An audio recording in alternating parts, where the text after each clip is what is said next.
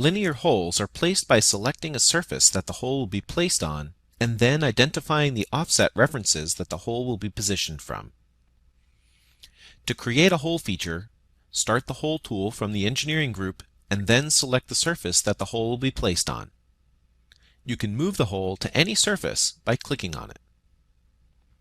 The hole's size and depth can be adjusted using drag handles, editing its dimensions, or via the dashboard, where it will select Through All. To define the hole's position on the placement surface, you can drag the green offset reference handles to dimensioning references, such as the top and side surfaces.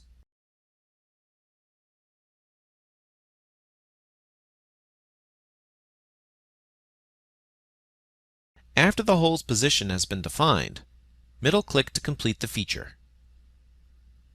Let's take a look at another method of positioning holes.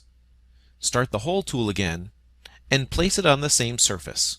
Only this time, instead of using the green reference handles, position the hole by selecting Offset References Collector from the pop-up menu. Then, select the center axis of the first hole. The new hole is now positioned with dimensions offset linearly from that axis. You can see the selected placement and offset references in the Placement tab. To place this hole directly above the first one, select Align from the Offset drop-down list. Now the second hole is positioned directly above the first one.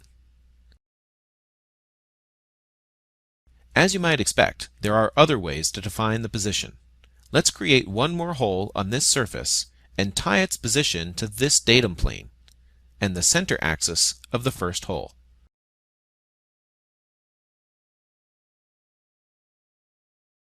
Select Offset References Collector from the pop-up menu, press Ctrl, and select both the datum plane and the center axis of the first hole.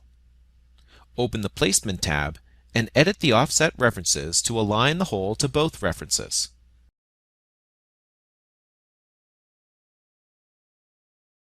Not only can you easily position holes using any required dimensioning scheme, the relationships you create between features in Creo Parametric make future edits easier.